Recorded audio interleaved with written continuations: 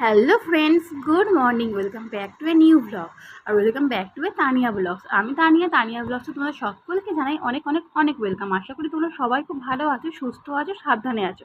আর আমিও তোমাদের ভালোবাসায়, তোমাদের আশীর্বাদে খুব খুব খুব ভালো আছি আর সুস্থ আছি। আর সকালবেলায় যে বানিয়েছিলাম একটুখানি হালকা করে পেঁয়াজি, মানে শুধু বেসন মধ্যে নুন দিয়েছিলাম, কাঁচা লঙ্কাটাও দিইনি, সবার জন্য দাদা ভাইরা আমারটাই লাস্টে অল্প করে দিয়েছিলাম। মানে যা গরম পড়েছে, এখন একটুখানি ভেবে চিন্তে না খাবার খেলে ভুগতে হবে খুব।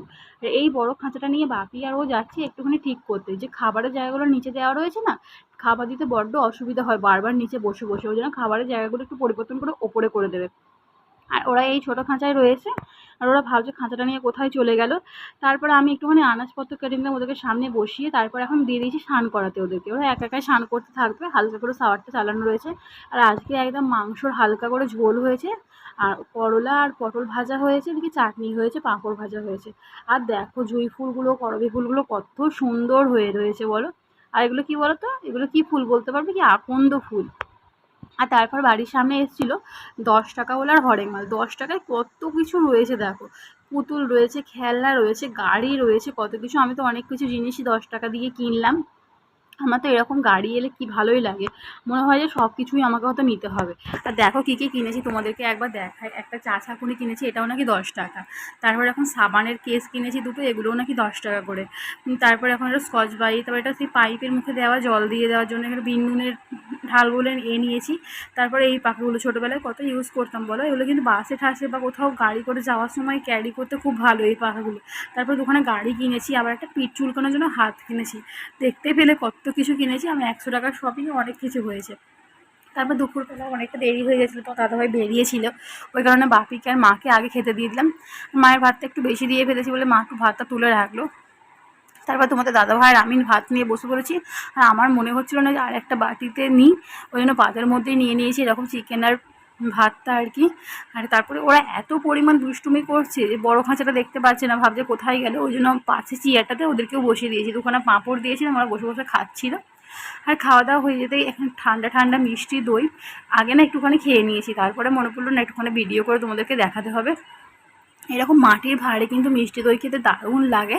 আর দইটা আমি একা খাবো না, তোমার দাদাভাই আর আমি দুজনে মিলেই খাবো, কারণ এতটা দই আমি খাই না। ছোটো ছোটো ভাঁড় হলে যে যার একটা করে খাই। আর দুজনে মিলে এখন মিষ্টি দইটা খেয়ে নিলাম। তারপর বিকালবেলা একটা মহৎ কাজ করব।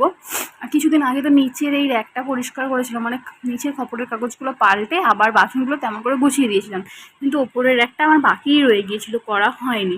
ওই জন্য এখন সমস্ত জিনিসপত্রগুলো নামিয়ে নিচ্ছি। যেসব বাসনগুলো একটু তেল চিটচিটে হয়ে গেছে সেগুলো একটু মেজে নেবো, যেগুলো পরিষ্কার আছে সেগুলো আবার শুকনো কাপড় দিয়ে মুছে আবার রেখে দেবো। এই দেখতে পাচ্ছ পেপারটা না, মানে মাসে একবার করে বদলাতে পারলেই ভালো।